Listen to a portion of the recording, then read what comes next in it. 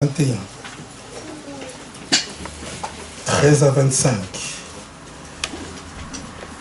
Jésus s'approcha, prit le pain et leur donna. Il leur donna ainsi que le poisson. C'était déjà la 3e fois que Jésus se manifestait à ses disciples depuis qu'il était ressuscité d'entre les morts. Après qu'ils eurent mangé, Jésus dit à Simon-Pierre, « Simon, fils de Jonas, m'aimes-tu plus que ne le font ceux-ci » Il lui répondit, « Oui, Seigneur, tu sais que je t'aime. » Jésus lui dit, « Paie mes brebis. » Il lui dit une seconde fois, « Simon, fils de Jonas, m'aimes-tu » Pierre lui répondit, « Oui, Seigneur, tu sais que je t'aime. » Jésus lui dit, « Sois le berger de mes brebis. » Il lui dit pour la 3e fois, « Simon, fils de Jonas, m'aimes-tu » Pierre fut attristé de ce qu'il lui avait dit pour la 3e fois, « M'aimes-tu » Et il lui répondit, « Seigneur, tu sais toujours toutes choses. Tu sais que je t'aime. » Jésus lui dit, « Prends soin de mes brebis. » En vérité, je te le dis, quand tu étais plus jeune, tu as taché toi-même ton vêtement et tu allais où tu voulais. Mais quand tu seras vieux, tu étendras tes mains et un autre te l'attachera et te mènera où tu ne voudras pas. Il dit cela pour indiquer par quelle mort Pierre glorifierait Dieu. Après avoir ainsi parlé, il lui dit, « Suis-moi. » Pierre se retourna et vit venir à leur suite le disciple que Jésus aimait et qui, pendant le souper, s'était penché sur la poitrine de Jésus et avait dit, « Seigneur, qui est celui qui te livre ?» En le voyant, Pierre dit à Jésus, « Et celui-ci, Seigneur, que lui arrivera-t-il » Jésus lui dit, « Si je veux qu'il demeure jusqu'à ce que je vienne, que t'importe. Toi, suis-moi. » Là-dessus, le bruit se répandit parmi les frères que ce disciple ne mourrait pas. Pourtant, Jésus ne lui avait pas dit qu'il ne mourrait pas. Mais si je veux qu'il demeure jusqu'à ce que je vienne, que t'importe. C'est ce disciple qui rend témoignage de ces choses et qui les a écrites. Et nous savons que son témoignage est vrai. Jésus a fait encore beaucoup d'autres choses. Si on les écrivait en détail, je ne pense pas que le monde même pourrait contenir les livres qu'on écrirait. Amen. Amen. Deuxième texte que nous allons lire, 1 Timothée chapitre 4. 1 Timothée chapitre 4.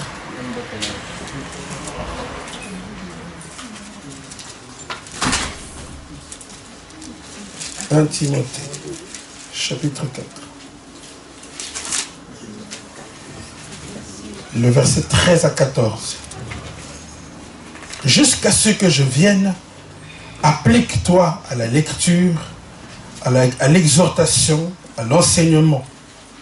Ne néglige pas le don qui est en toi et qui t'a été donné par la prophétie avec l'imposition des mains du collège des anciens. Amen. Amen. Et le 3e texte, c'est dans l'Ancien Testament, le livre du prophète Zacharie, chapitre 2, Zacharie, vers la fin de l'Ancien Testament. Zacharie, chapitre 2. Zacharie, chapitre 2, 1 à 2. Je levai les yeux et j'eus la vision que voici.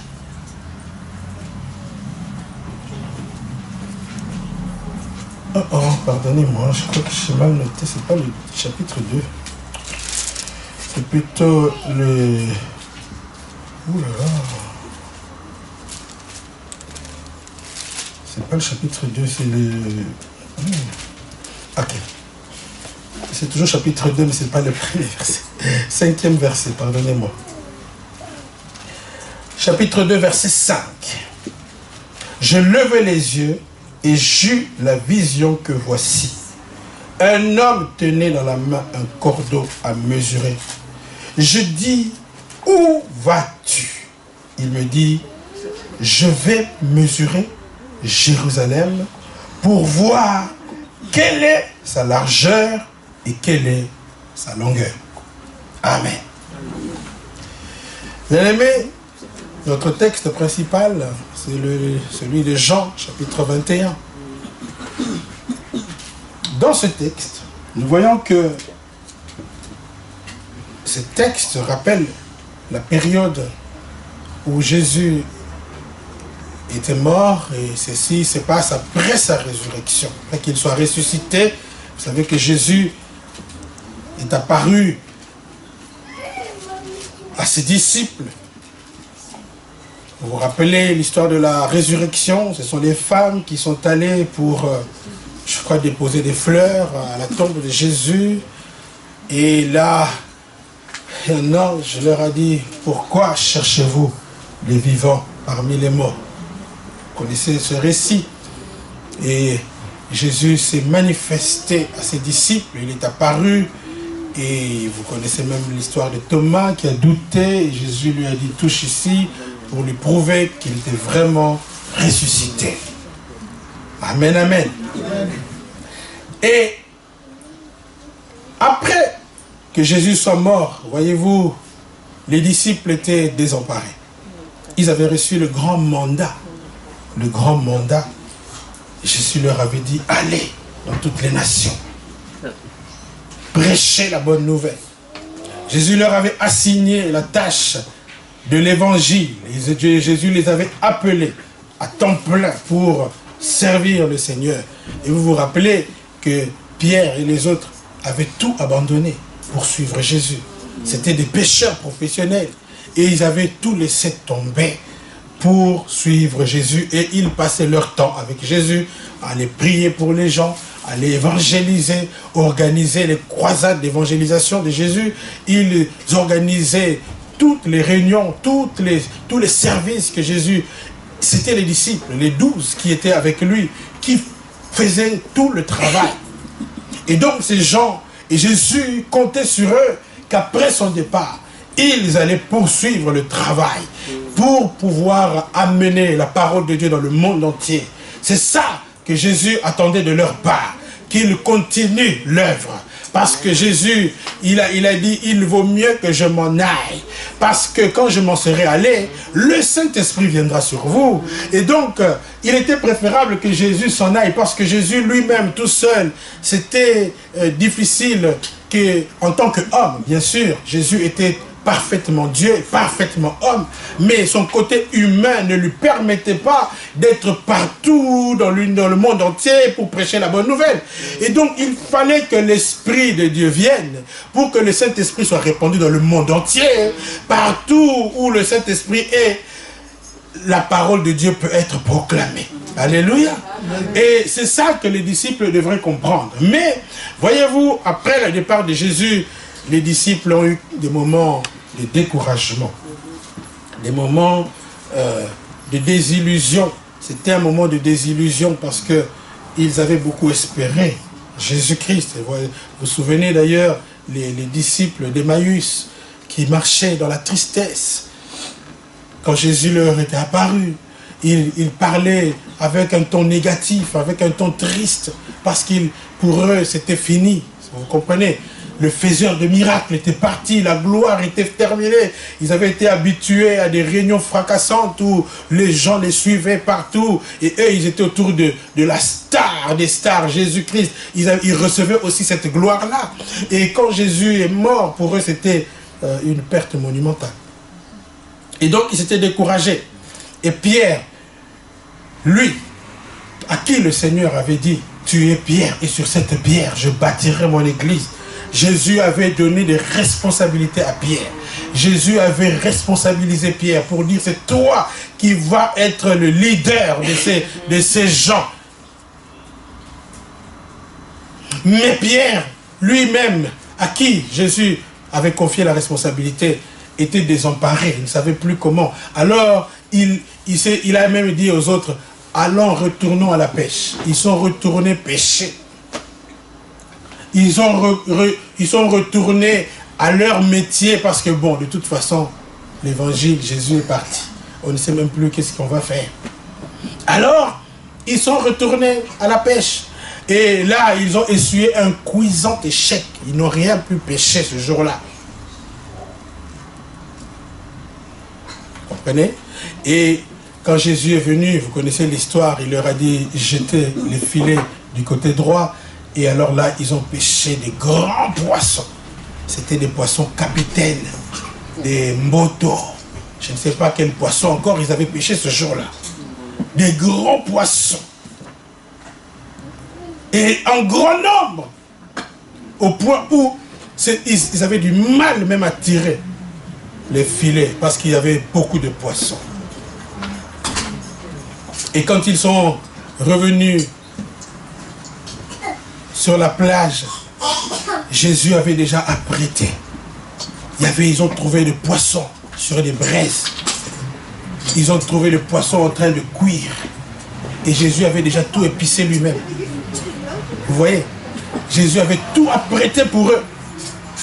Alors que eux, ils étaient déjà découragés de ne rien avoir pêché ce jour-là. Mais quand ils sont arrivés au bord, ils ont trouvé que Jésus avait déjà tout apprêté. Et Jésus les invite à table pour pouvoir déguster ces fruits de mer que Jésus lui-même avait déjà apprêtés pour eux. Quelqu'un donne un bon amen. Amen. Alléluia. Amen. Et nous voulons tirer quelques leçons de ce récit pour voir qu'est-ce que Dieu peut nous enseigner ce matin au travers de ce passage. Premièrement, ce que nous pouvons retenir de ce texte, c'est que Dieu prend toujours soin de ses serviteurs. Amen. Dis à ton voisin, Dieu prend toujours soin de ses serviteurs. Même si tu traverses la vallée de l'ombre de la mort, même si tu passes par des moments difficiles, où tu as l'impression que tout est fini et que rien ne marche dans ta vie, si tu es serviteur, servant de Dieu, sache qu'à un moment donné, Dieu va intervenir en ta faveur. Ça, c'est la fidélité de Dieu, bien-aimé. Dieu ne ment jamais. S'il dit, je prendrai soin de vous, il le fera. Même si l'apparence veut nous montrer le contraire. Mais Dieu est fidèle à sa parole. Il interviendra à la dernière minute. Au moment où tu ne t'attends pas le moins. Au moment où tu as l'impression que tout va basculer, sa main va te secourir. Si tu le sers, bien-aimé, Dieu ne te délaissera jamais. Ces gens étaient fatigués. Toute la nuit, ils avaient tenté de pécher et ils n'avaient rien pu avoir. Et là, comme à la dernière minute, Jésus est intervenu en leur faveur. Et ils ont pêché une grande quantité de poissons. Non seulement ça, ils ont pêché beaucoup de poissons. Jésus avait déjà apprêté la table pour eux. Ils sont venus trouver les choses. Il y a beaucoup de choses que tu vas trouver déjà apprêtées dans ta vie. Amen. Parce que tu sers le Seigneur, il y a des choses qui vont déjà être apprêtées. Tu vas les vivre d'une manière automatique parce que Dieu a déjà tout préparé. Quelqu'un donne un beau amen. Amen. Alors il faut simplement rester attaché et ne pas se décourager. Il faut se fortifier dans la foi, bien-aimé. Même si tu passes par des moments difficiles, sache que si tu es serviteur de Dieu, dis-toi que Dieu va se débrouiller. Je ne sais pas comment il va faire, mais il va toujours se débrouiller. Il est Dieu, il est assez grand pour qu'il se débrouille. Alléluia. Amen. Il est Dieu. Parfois nous voulons l'aider. Non, Dieu est un grand garçon, il sait comment se débrouiller. Quelqu'un donne un beau amen. Amen. Il sait se débrouiller pour nous délivrer de nos afflictions, de nos problèmes. Dieu prend toujours soin de ses serviteurs. Deuxième chose que nous voulons comprendre de ce texte. Voyez-vous, lorsque Jésus a fait ce miracle pour eux, d'ailleurs Pierre était tellement choqué de voir ça. La Bible dit quand il a vu que c'était le Seigneur, il s'est jeté dans la mer. Parce qu'il se sentait indigne. Vous voyez, le miracle parfois nous montre que parfois nous, on se décourage très vite. Mais quand Dieu fait le miracle, c'est pour nous montrer aussi que nous ne sommes que des êtres humains. Alors je crois que Pierre s'est senti indigne parce qu'il certainement au-dedans de lui, il commençait à ruminer. Il dit voilà, nous avons tout fait, nous avons suivi Jésus. J'avais même abandonné ma société. Et voilà, maintenant je me retrouve encore dans des situations comme ça. Vraiment, nous sommes seuls. Jésus est parti. Nous sommes des orphelins. Mais pourtant, Jésus leur avait dit, je ne vous laisserai pas orphelins. Amen. Il leur avait toujours tout dit. Mais parfois, nous les hommes, nous oublions. Nous oublions les paroles de Dieu quand les problèmes nous accablent. Quand le diable nous agresse, nous oublions les versets et nous nous focalisons sur nos problèmes. Alors le diable nous crible et nous sommes tristes. Nous commençons à être malheureux et découragés. Et pourtant, Jésus leur avait déjà tout dit. Quand Jésus leur disait, je vais mourir. Et parfois, les chrétiens, nous sommes distraits. Nous sommes distraits. Le Seigneur veut nous enseigner déjà des choses qui vont nous arriver. Mais comme nous sommes dans la distraction, nous ne captons pas. C'est vrai, regardez seulement quand on donne les communiqués à l'église. Les gens ne captent pas. Et après, quand le jour arrive, ah, mais c'était comment le programme? Mais on avait dit ça. Amen. Même maintenant que je suis en train de prêcher, il y a des gens qui ont l'esprit à la gare du Midi, en train de faire l'abattoir, acheter les cotises, et je ne sais pas quoi encore. C'est comme ça que nous ratons la parole de Dieu. Nous ratons le message de Dieu à cause de notre distraction. Amen. Nous sommes trop distraits. Jésus leur avait déjà tout annoncé à l'avance. Ils étaient censés savoir que Jésus allait mourir. Il a dit ça plusieurs fois. Parfois il le disait en parabole, parfois il le disait aussi ouvertement. Il leur avait dit lorsqu'ils étaient devant le temple, il dit, détruisez ce temple et je le rebâtirai en 3 jours. Il annonçait sa mort, sa résurrection. Mais malgré tout le jour où Jésus est mort, les chrétiens, les disciples étaient quand même désemparés. Pourtant, ils devraient savoir que s'il est mort, comme il avait déjà averti qu'il allait ressusciter, il ne devrait pas se décourager. Vous comprenez? Mais bon, c'était le test aussi de notre foi. Parfois, nous échouons dans ce test-là.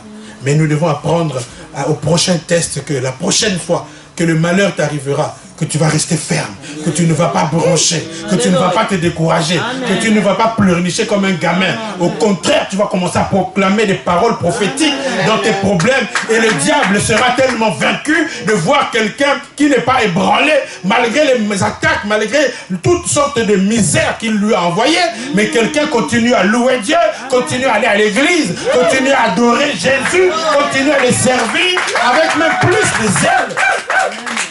Bien-aimé, c'est ça la maturité, nous devons grandir. Dis à ton voisin, il faut grandir spirituellement. Deuxième chose que nous voulons tirer de cet enseignement, de ce texte, Jésus, après avoir fait ce miracle pour eux, il s'adresse à Pierre. Il se tourne vers Pierre, le responsable, sur qui Jésus compte. Il dit, Simon, m'aimes-tu? Et il lui a dit ça à 3 reprises. Et la 3e fois, comme vous avez lu, Pierre était triste parce que quand quelqu'un te dit 3 fois la même chose, ça veut dire quelque part il doute un peu de toi. Quelque part il n'est pas sûr. Si je te pose la même question 3 fois, c'est que ta réponse ne m'a pas convaincu. N'est-ce pas? Et Pierre, il était conscient qu'il n'avait pas convaincu. Alors il était malheureux, il dit, mais Seigneur, toi-même tu sais quand même que je t'aime. Quand même, tu connais mes pensées. Vraiment, j'ai déjà tout fait quand même, je t'ai montré que je t'aime. Alléluia. Et des commentateurs disent que Jésus lui a posé la question 3 fois pour lui donner l'opportunité de corriger les 3 reniements qu'il avait faits.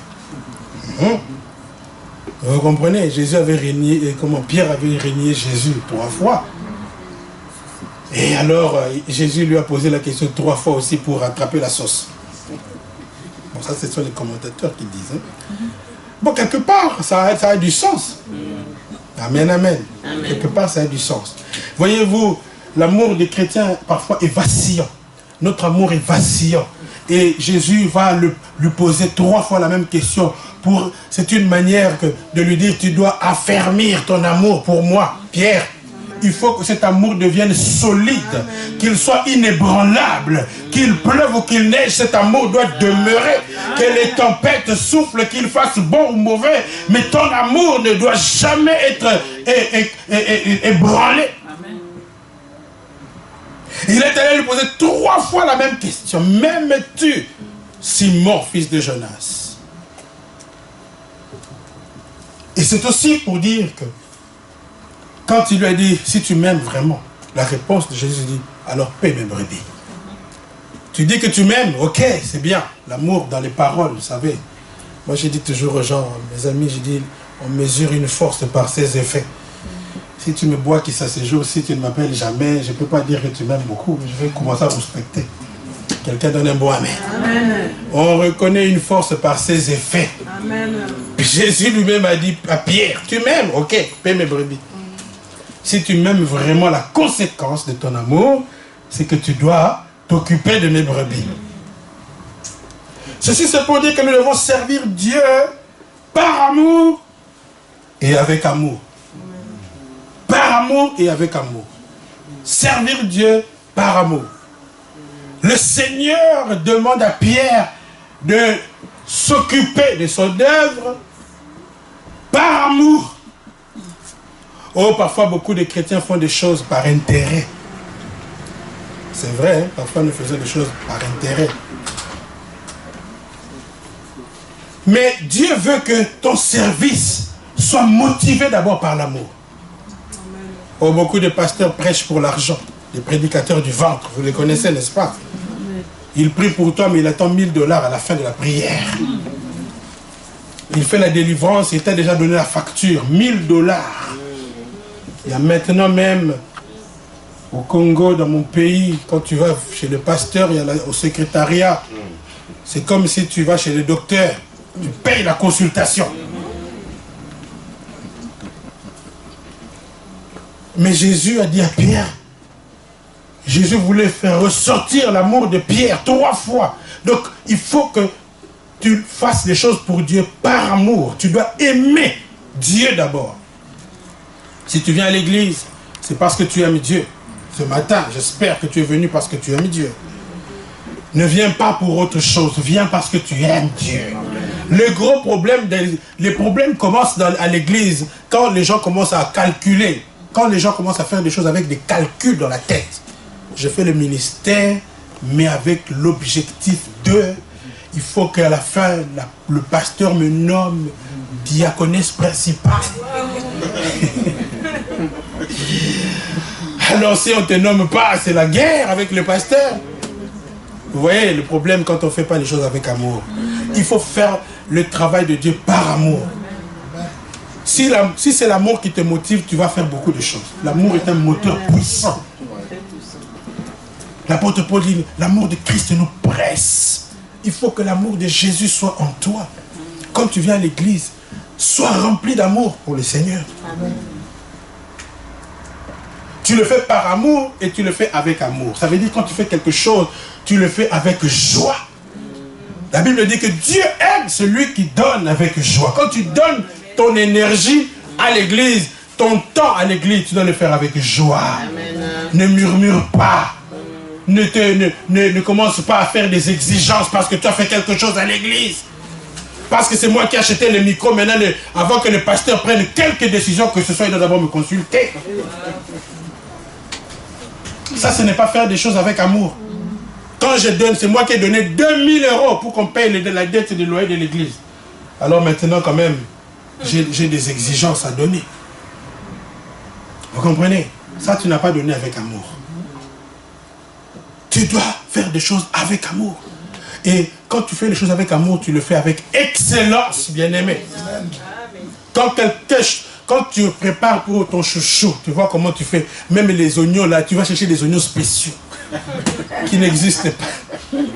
Quand c'est quelqu'un de très important, VIP de ton cœur, quand tu dois le recevoir, regarde toi-même comment tu es. Regarde comment tu fais. Mais est-ce que tu ne peux pas être comme ça pour l'œuvre de Dieu aussi? Amen. Yes. Quelqu'un donne un bon amen. Amen. Et qu'est-ce que tu ne peux pas venir nettoyer l'église avec empressement, avec beaucoup d'agitation dans ton cœur, quelque part? Amen. Servir Dieu avec amour. Quand tu dois préparer les chants à projeter, tu dois le faire avec amour. Ça doit bouillonner dans ton cœur. Tu le fais pour Dieu, celui que tu aimes.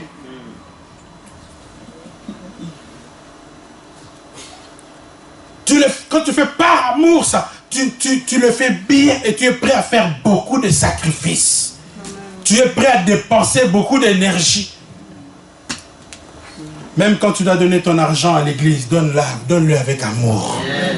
Vous savez pourquoi Jésus a comparé les offrandes dans l'église? Il a regardé les riches qui donnaient des billets de 500 €. C'est vrai, de temps en temps, donner des billets de 500 ici. Il a vu une maman là. La femme de Manu est venue avec 500 €. Papa, il a donné. Waouh, waouh, waouh. Maman José est venue, elle s'est fâchée. J'ai dit, moi je donne 2000. Hey. Marie-Sylvie est arrivée, elle dit, bon, bas la terre, moi je donne 5. Vous savez, dans certaines églises, c'est comme ça. Une offrande à compétition. Donc, quand allez, on fait l'appel ici. Allez, qui va donner 1000? Maman Bibi vient avec son vieux billet de 500. Et voyez. Alors, la chair commence à bouillonner. Divine dit, moi je ne suis pas en reste non plus, on ne peut pas jouer avec moi, moi je sais, je viens. Vous voyez, quand vous faites des choses comme ça, ça n'a pas de valeur devant Dieu. Ce n'est pas l'amour qui vous motive, alors Dieu n'est pas intéressé par une offrande comme ça. Une offrande de compétition, de concurrence. Tu donnes pour qu'on te voie, alors ça n'intéresse pas Jésus. Amen. D'ailleurs, quand tu fais ça, Jésus dit, tu as déjà reçu ta récompense. Parce que les gens vont t'acclamer. Sœur Nano, Manangaï, 2000, vraiment. On est qui bango.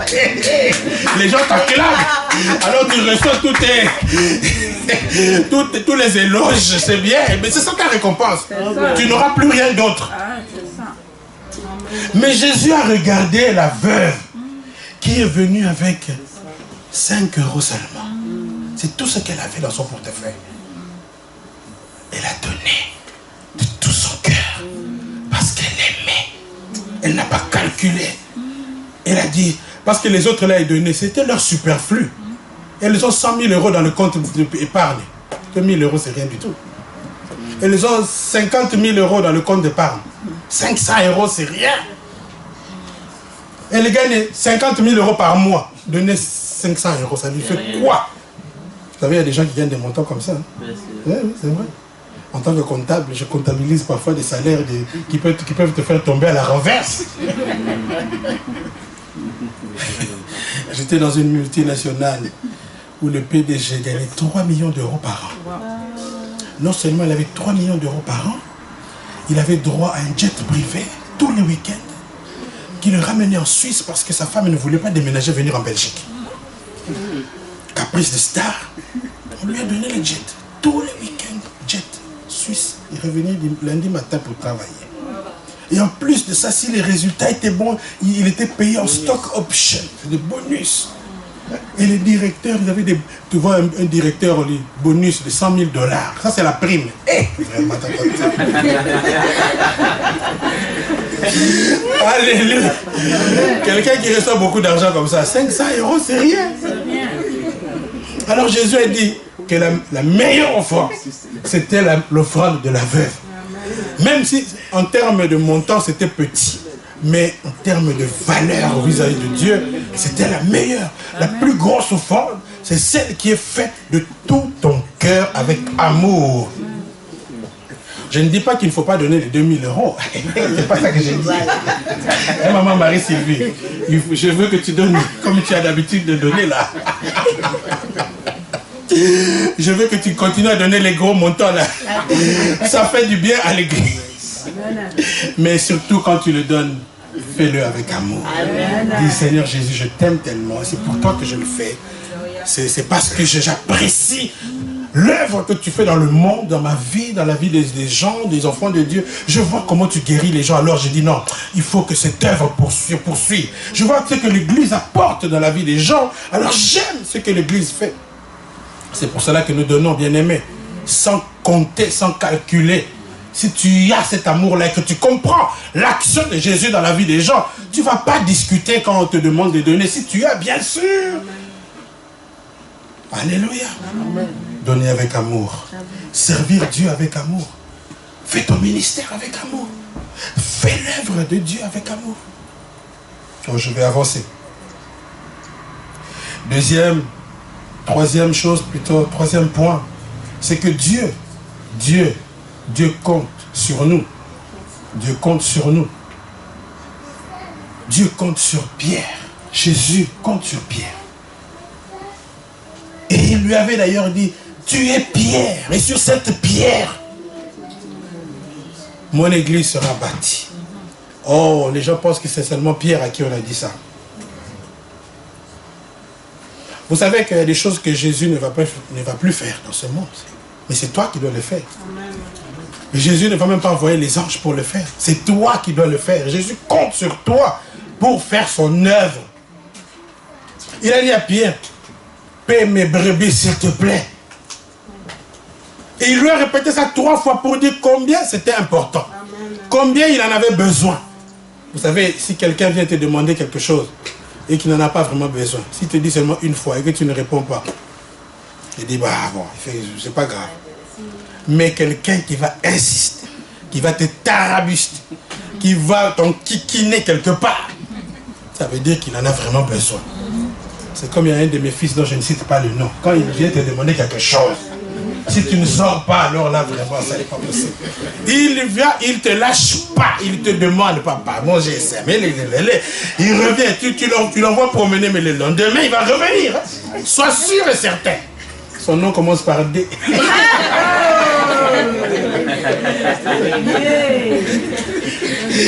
Il sait que c'est qu'il veut. Quand il veut avoir quelque chose, il va l'avoir. S'il veut l'argent à sa maman, il fait 100 €. Alléluia. Et Jésus lui répète ça 3 fois. Paie mes brebis.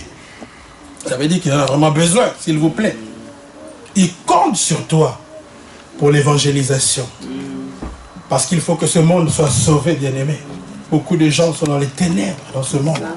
Beaucoup de gens ne connaissent pas la grâce que toi tu as. Parfois, vous savez qu'à force de vivre dans l'église, on croit que tout le monde est comme nous. Mais ce n'est pas vrai. Il y a beaucoup de gens qui sont dans des ténèbres, dans l'ignorance de l'amour de Dieu, dans l'ignorance des commandements de Dieu. Beaucoup de gens sont dans les griffes du diable. Ils sont dans la patte de l'ours et dans la gueule du lion, en train d'être dévorés. Si toi tu n'interviens pas, ces gens vont partir en enfer. Ces gens vont mourir. Ces gens vont périr. Ils vont subir la volonté du diable. Et si toi tu ne vas pas les sortir de leur trou dans lequel Satan les a placés, Jésus compte sur toi, Pierre. Il a besoin de toi pour ramener des gens qui sont dans les ténèbres, les amener dans la lumière. C'est ça la mission qu'il a donnée à l'apôtre Paul. Il a établi Paul comme apôtre pour ramener des ténèbres à la lumière. Des gens qui étaient captifs du diable. Alléluia. Dieu a besoin de toi, bien-aimé, pour l'évangélisation. Ce ne sont pas les anges qui vont venir évangéliser. C'est pour cela que Jésus insiste. Il dit, s'il te plaît, Pierre, paie mes brebis. Dieu compte sur nous, bien-aimé, pour s'occuper de son église. Occupe-toi de l'église, bien-aimé. Qu'est-ce que tu fais déjà à l'église? Si vraiment l'église ne devait compter que sur toi, est-ce que l'église tiendrait? Je ne réponds pas. Réponds toi-même. Sois sincère avec toi-même. Qu'est-ce que tu fais pour Dieu? Qu'est-ce que tu fais pour l'œuvre de Dieu? Occupe-toi de son œuvre.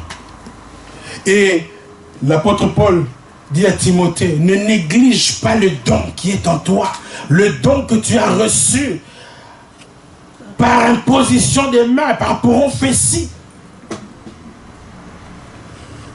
Bien-aimé, chacun de nous a reçu un don qu'il doit mettre au service de l'Église, au service du peuple de Dieu.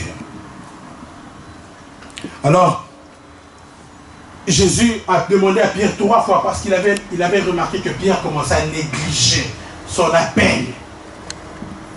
Parce qu'il avait faim, parce qu'il avait des problèmes. Il commençait à oublier qu'il avait été appelé. Jésus lui avait dit, désormais, tu ne seras plus pêcheur de poissons, mais je ferai de toi un pêcheur d'hommes. Mais lui, il est quand même retourné, il est redevenu pêcheur d'hommes. De poissons plutôt. Il a oublié, c'est pourquoi Jésus l'avait appelé. Bien aimé, parfois les gens oublient les dons qu'ils ont, l'appel qu'ils ont de Dieu. Et ils le vivent comme s'ils n'avaient pas été appelés par Dieu. Comme s'ils n'avaient pas reçu ce don. Ils négligent le don. Ou ils le mettent au frigo. Ils ne l'utilisent plus. On ne l'utilise. Bien-aimé, Jésus compte sur toi. Quand il t'a donné ce don, c'était parce qu'il avait besoin que tu l'utilises pour sa gloire. Quand est-ce que tu vas commencer à évangéliser? Même pour inviter une seule personne à l'église. Est-ce que tu sais ce que ça peut apporter dans la vie de cette personne? Quel changement radical cela peut amener dans la vie de quelqu'un, le fait que tu l'amènes à l'église. Bien-aimé, un jour j'ai prié pour une sœur, ici dans cette église. Les démons ont commencé à se manifester. Et les démons ont dit, ils parlaient même en swahili, que moi parfois je ne comprenais pas. Et après j'ai appelé un de mes amis qui est chabien, il faut lui dire, traduis-moi un peu. Quand il m'a traduit tout ce que les démons sortaient en swahili, j'ai dit, ça c'est dangereux ça. Et alors, les démons parlaient pour dire, mais cette sœur, on lui avait interdit de venir dans cette église. Ayokakate, vraiment, elle est convenue à l'église. Et ils pleuraient parce que c'était le jour de leur funérailles. Amener quelqu'un à l'église, tu n'imagines pas quelle délivrance tu peux amener dans la vie de cette personne. Tu n'imagines pas quelle bénédiction. Et Jésus compte sur toi justement pour bénir des gens qui sont dans la captivité, qui sont retenus par le diable. Il a besoin de toi et moi, bien-aimé. C'est pour cela qu'il a répété à Pierre, paie mes brebis, occupe-toi de mon œuvre. Oh, il y a des gens qui disent, mais ça c'est pour le pasteur. Non, non, non. L'œuvre de Dieu, ce n'est pas seulement être pasteur. Occupe-toi de mon œuvre. Même quand tu prends le temps à la maison, avec tes enfants, de lire un seul verset de la Bible. Tu es en train de faire l'œuvre de Dieu. Tu es en train d'évangéliser ces enfants. Tu es en train de renouveler leur intelligence. Tu es en train de leur communiquer un bagage pour aller affronter le monde des ténèbres. Amen. Grâce à ce travail-là, tes enfants, même s'ils sont influencés à l'école par des idées homosexuelles, on leur prêche que l'homosexualité c'est bien. Femme et femme, ça se peut. Homme et homme, ça se peut. Mais toi qui lui as prêché la parole, tu l'as vacciné contre ce fléau déjà. Amen. Je te donne un bon amen. Amen. Même quand tu es dans le train, qu'est-ce qui t'empêche de dire bonjour à quelqu'un? Pour lui dire, ma soeur, Jésus t'aime. Tu ne vas pas mourir. On ne va pas te mettre en prison pour ça. Est-ce que tu l'as déjà fait? Qui a déjà fait ça? Tellement dans le train. Amen, amen. Gloire à Dieu. Dire à quelqu'un que Jésus l'aime, que s'il lui donne sa vie à Jésus, il ira au ciel. Tu n'imagines pas. Et ne t'inquiète pas sur du résultat immédiat. Toi, dis, prêche la parole, point à la ligne. Le résultat, ça c'est la responsabilité de Dieu. Parle de Jésus. Invite les gens à venir à l'église. C'est pour leur salut. C'est pour leur bénédiction. L'apôtre Paul dit à Timothée, jusqu'à ce que je vienne, applique-toi à l'enseignement, à l'exhortation. Bien-aimé, applique-toi à l'enseignement, à l'exhortation. Oh, quand je vois votre rapidité à venir au culte de la semaine, je bondis vraiment et je saute de joie. Oh, j'en pleure parfois, je dis c'est pas possible. Et je prêchais pour rien. Et j'ai perdu mon temps à proclamer. Vous savez que être pasteur, c'est une prison dorée quelque part. Parce que tes week-ends sont réservés. Même quand tu dois voyager, tu dois réfléchir à 4 fois. Comment je vais faire? Et il y a des moments où tu dois sacrifier les programmes. J'aurais bien voulu passer un week-end à Barcelone. Avec ma femme sur un transat. En train de siroter un cocktail avec un zeste de citron. Au soleil. Avec des lunettes.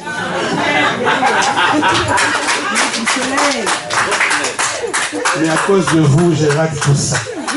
À cause de vous, je rate tous ces plaisirs-là. Et maintenant, le résultat, il est comment?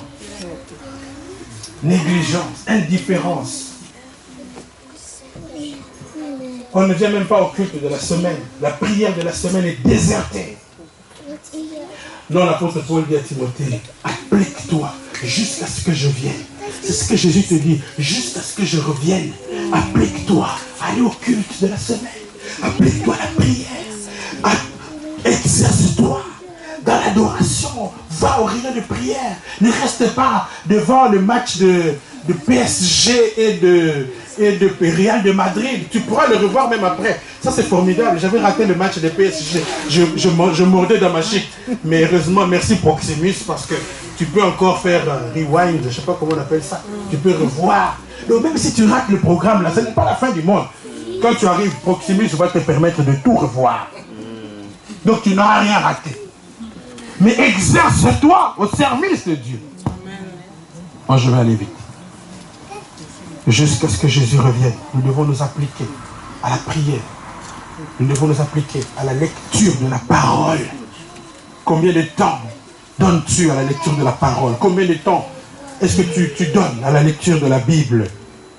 Oh, je vois une sœur qui, dans sa cuisine, en train de préparer, qui prend son ordinateur et qui lance « Enseigne-moi ». Comment ça s'appelle déjà? Prière inspirée. Waouh! Pendant que tu cuisines, tu écoutes prière inspirée. Que Dieu te bénisse si tu fais ça. Pendant que tu prépares, lance YouTube. NJK Didier Longwana. Amen. Il y a des gens qui n'écoutent que les prédications d'ailleurs. Mais les prédications de NJK, quand est-ce que tu vas écouter? Quand tu partages tes prédications, quelles sont les prédications que tu partages? Vous savez, Jésus a fait le reproche aux gens. Il a dit, nul n'est prophète chez soi. C'était pas un compliment, c'était un reproche. Pour dire que les choses qu'on a parfois, on a tendance à les négliger au profit des choses lointaines. Que Dieu te bénisse, si tu peux comprendre. Quatrième chose, quatrième point, pour terminer, nous allons terminer là. Dieu mesure notre amour par le niveau de notre sacrifice. Dieu mesure notre amour par le niveau de notre sacrifice. Jésus a dit à Pierre, Simon Pierre, m'aimes-tu plus que ne le font ceux-ci? Donc on compare, on commence à mesurer ton amour.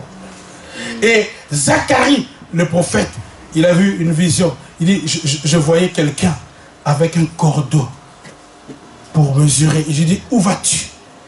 Il dit, je vais mesurer Jérusalem pour voir quelle est sa longueur et sa largeur. Bien-aimé, ton amour sera mesuré. Ne te limite pas seulement à faire des choses, à venir à l'église. Ta manière de venir à l'église sera mesurée. Tu dis, oh, mais je vais quand même à l'église. Ok, c'est bien, mais on va mesurer ça. Quelle est la longueur? Quelle est la largeur?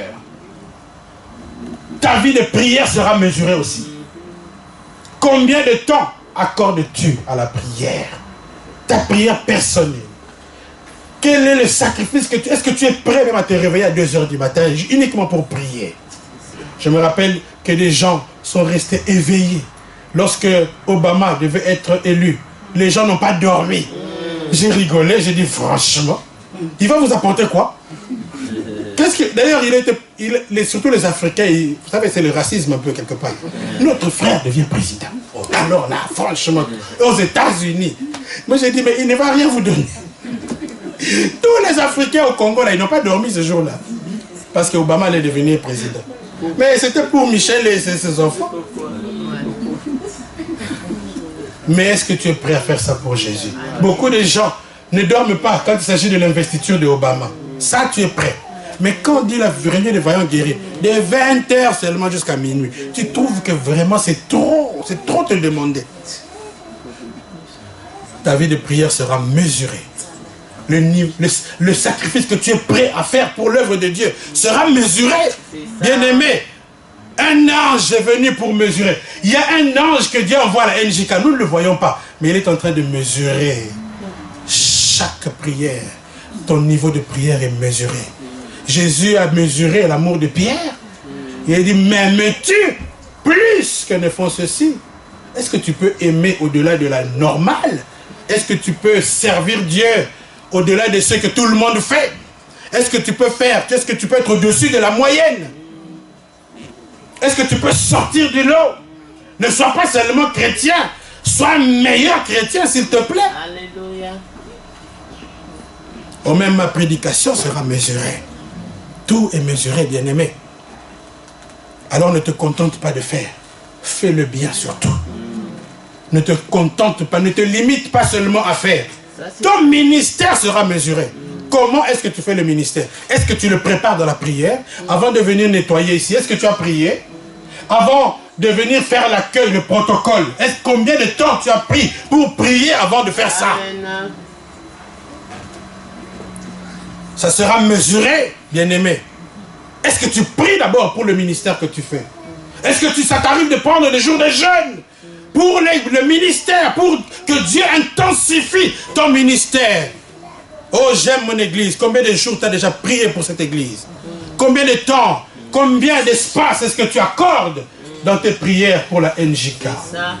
Nous avons des besoins ici. Est-ce que tu as déjà prié pour le déménagement de la NJK? Est-ce que ça te préoccupe d'abord? Est-ce que tu aimes vraiment l'œuvre de Dieu? Est-ce que tu aimes Jésus? Quand l'église traverse des problèmes, quelle est ta réaction? Comment tu réagis? Est-ce que ça te préoccupe de savoir si le loyer de l'église a été payé? Est-ce que ça peut même t'empêcher de dormir? Mais Dieu a reproché ça aux enfants d'Israël. Il a dit, vous vous empressez dans vos maisons lambrissées, dans vos maisons pleines des écrans plats, avec toutes sortes d'appareils high-tech. Ça, vous êtes prêts à faire. Avec vos mèches brésiliennes. Ça, c'est formidable. Vous êtes fortes pour faire ça. 100 € chaque week-end pour aller faire le maquillage à Matongué. Ça, vous savez faire. Mais est-ce que tu sais donner ta dîme à Dieu? 10% de ton salaire. Est-ce que tu trouves que c'est trop demandé? Est-ce que tu penses que le sacrifice de Jésus vaut même 10% de ton salaire? Jésus s'est donné lui-même. Il a donné de sa vie pour te sauver, toi. Si Jésus n'était pas mort, tu irais tout droit en enfer. Mais pour toi, par amour pour toi, parce qu'il t'aime vraiment, il a accepté qu'on l'humilie, qu'on le frappe, qu'on l'insulte. C'est ça. Il s'est donné par amour. Et alors, il est tout à fait normal qu'il te demande aussi en retour que tu le serves par amour. Que tu viennes à l'église non pas par habitude, non pas parce que tu as un rendez-vous avec quelqu'un, ou parce que tu n'as rien à faire. Non, parce que tu l'aimes vraiment. Et alors tu es même prêt à venir avant le temps, par amour. Que Dieu te bénisse. Amen.